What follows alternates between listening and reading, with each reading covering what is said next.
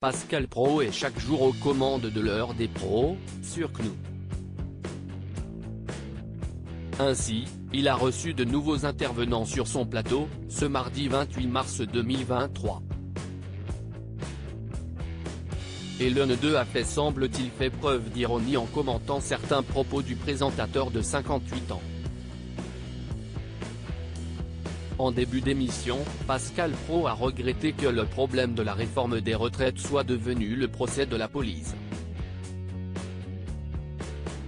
Et d'ajouter que ce pays est à la fois fascinant et sidérant. Pour preuve, il a précisé que la Société des journalistes de France Télévisions avait dévoilé un communiqué de presse la veille.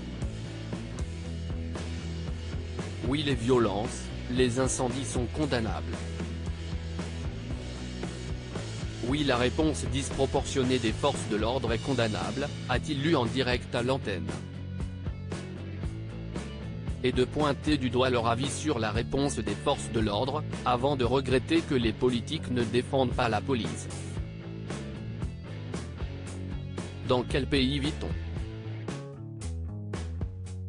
Les gendarmes réagissent à hauteur de ce qu'il se passe, s'est-il indigné avant de plaindre les policiers d'être attaqués dans les médias.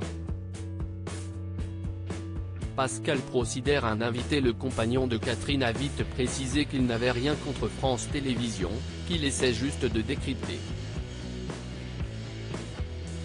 Puis, il a demandé à chacun de ses invités du jour leur avis sur le sujet. Un peu plus tard dans l'émission, après un retour publicitaire, Pascal Praud est revenu sur le communiqué de la Société des journalistes de France Télévisions qu'il a qualifié d'œuvre d'art. Je n'aille pas citer cette phrase formidable. Hurlant avec les loups des chaînes d'infos en continu, nos éditions premium n'ont même pas évoqué la charge des forces de l'ordre à Paris sur le carré de tête où se trouvait l'intersyndicale. Les loups, si estiment. Écoutez, qu'ils restent à France Télévisions et France 3, il n'y a pas de souci, a-t-il déclaré. Des propos qui ont fait réagir Vincent Hervouet. Après avoir sans doute découvert le visage qu'il faisait, le présentateur a marqué un temps de pause pour faire réagir l'éditorialiste d'Europe 1. Parfois, vous avez une forme de condescendance.